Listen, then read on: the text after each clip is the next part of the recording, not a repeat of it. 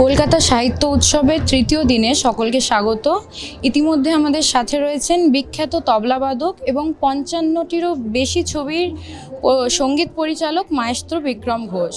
তা সঙ্গীত আর সাহিত্যের জগতে ওনার অবদান অতুলনীয়। আমরা সরাসরি চলে যাবো ওনার কাছে কিছু প্রশ্ন নিয়ে। আজকালকার জেনারেশনে দেবী চৌধুরানীর মতো একটা সিনেমার কি ভূমিকা? দেবী চৌধুরানী বা যে কোনো ইন্সপিরেশনাল স্টোরির মজা হচ্ছে ইট ইজ টাইমলেস। এই জন্য a story of human victory এটা টাইম বাউন্ড নয়, যে কোনো জেনারেশনের কাছেই সেটা একই। কেননা একজন আন্ডারডগ সে কী করে বড় হয়ে উঠে সে কী করে স্বাধীনতা সংগ্রামী একটা জায়গায় যাচ্ছে, মানুষের জন্য লড়ছে, ইংরেজদের এগেনস্টে লড়ছে, সেইটা একটা ইন্সপিরেশনাল স্টোরি। এবং it is today even more relevant, কারণ we are living in times of when women's empowerment is a very very big matter.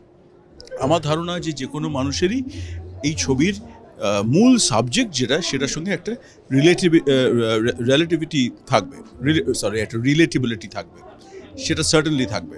তো এই ছবির ক্ষেত্রে সেটা certainly the younger generation will enjoy it. এবং মেকিংটা is also smart, it's got great visuals. আশা করছি সাউন্ডটাও ভালো লাগবে, তো দেখবে এরকম। দেবী চৌধুরানীর এই সিনেমাটির বিশেষ কিছু সঙ্গীত অভিজ্ঞতা নিয়ে যদি কিছু একটু দর্শকদের বলতেন।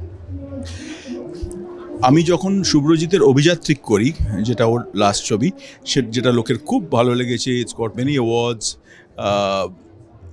অভিযাত্রীকের সময় আমি বুঝলাম যে ও মারাত্মক খুঁতখুঁতে, এবং ওর ছোট ছোট সাউন্ডকে নিয়ে ও অবসেস করে, ছোট ছোট শট নিয়েও, ছোট ছোট ডিটেলিং সেটের সেটাও ও করে।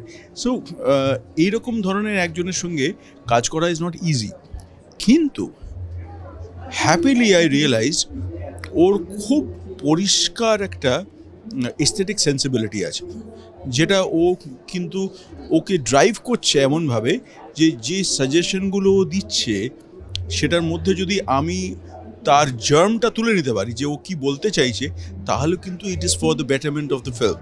এবং সেইটা আমি ওর সঙ্গে ওই কেমিস্ট্রিটা তৈরি হয়ে গেছে এখন। এই ছবির ক্ষেত্রে it is a challenge to keep the scale and yet use the instruments, ওই সময়কার যেসব যন্ত্র বা আমাদের ইন্ডিয়ান যন্ত্র, যার কিন্তু স্কেলেবিলিটি অত নয়, ইন্টিমেট যন্ত্র, সেতার, সরোদ, বীণা, বাঁশি, এগুলো ইন্টিমেট যন্ত্র। সে তাকে অত বিশালভাবে দেখাতে গেলে কি করতে হবে, তাহলে একটা থার্ড সাউন্ড তৈরি করতে হবে, অর্থাৎ ব্যাকআপে হয়তো ভায়োলেন্স বাজছে, কিন্তু মেন যন্ত্রটা হয়তো সরোদ। তো এই যে জায়গাটা, আমার মনে হয় this is the most interesting part of Devi Chaudhurani. এবং সেটা করতে গিয়ে আমাদের ডেফিনেটলি কিছু কিছু জায়গায় বেশ কিছুবার বলছে এতটা ভায়োলিন কি দরকার আছে, নাকি এখানে আরেকটু সেতার হলে ভালো হয় না, এইটা চলতে থাকে। এটার একটা অ্যাভারেজ মিন বানিয়ে আমরা কোথাও না কোথাও এসে দাঁড়াচ্ছি।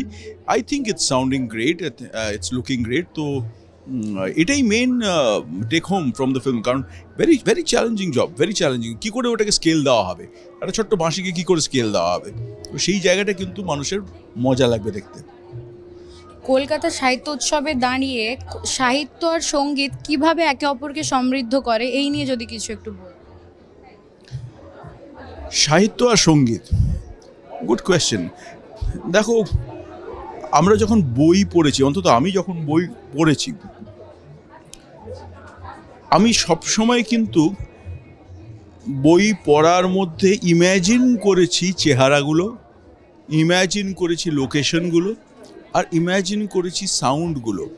যে আমি ইংরেজি সাহিত্যের ছাত্র বলে ইংরেজি কয়েকটা বইয়ের কথা বলছি। ফর এক্সাম্পল, আমি যখন একটা চার্লস ডিকেন্স পড়ছি, তখন সেই সময়কার যে সাউন্ডস্কেপটা কী, বাড়িগুলো কীরকম দেখতে ছিল, ওই দেশের মানুষরা কীরকম জামা কাপড় পরতো, সেটা ইম্যাজিন করে নিচ্ছি, সাউন্ডস্কেপটাও ইম্যাজিন করছি। আবার যখন একটা ফাউন্টেন হেড পড়ছি, তখন কিন্তু একটা অন্য জগৎকে ইম্যাজিন করে নিচ্ছি। আমার ধারণা যে সব কিছুর মাঝখানে যে ম্যাজিক্যাল বস্তুটি যেটা বেঁধে ফেলে সাহিত্য বা মিউজিককে বা এনিথিং ফর দ্যাট ম্যাটার, সেটা হলো ইম্যাজিনেশন।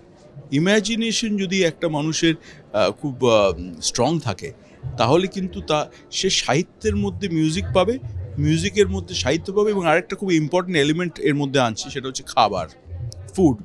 সেই জন্যই শেক্সপিয়ার বলেছিল, if music be the food of love, play on. তো সে কিন্তু সাহিত্য, মিউজিক সবকে একভাবে দেখেছিল, খাবারকে এক দেখেছিল। তো কোথাও একটা আমাদের নিজেদের মধ্যেই এই পুরো মিশ্রণটা রয়েছে। So I don't think it's a problem at all if you are able to calibrate it right. আমার শেষ প্রশ্ন, বইমেলা নিয়ে কিছু বিশেষ স্মৃতি। বইমেলার স্মৃতি তো মানে এন্ডলেস, কি বলবো। সব থেকে আগে শুরু হচ্ছে একদম ছোটোবেলায়, মা বাবার হাত ধরে বইমেলা ঘোরা। নেক্সট স্টেজ হচ্ছে যেটা আরও মজার, সেটা হচ্ছে কলেজ লাইফে বন্ধু বান্ধবদের সঙ্গে আসা, একটু ছোট ছোট প্রেম হওয়া, বন্ধুদের সঙ্গে গিয়ে এই বইটাকে কিনবে, ওটাকে কিনবে, সবার কাছে অত টাকা নেই, তুই ওটা কিনে নে, আমি ওটা কিনে নিই। এই পুরো ব্যাপারটা, I think there's a wonderful romance about a book, এবং সেটা যখন একটা মেলায় পরিণত হচ্ছে তখন ইট বিকামস সো স্পেশাল। এবং কলকাতা বইমেলার আমি কিন্তু বইমেলা দেখিনি, মানে অনেক দেশ বিদেশ ঘুরেছি, এত প্যাশনেটলি মানুষ এখানে বইমেলায় আসে এবং বই পড়ে, কেনে, দেখে। I think it's very, very special. We're very proud of the book fair. Thank you so much sir. একটা ছবি।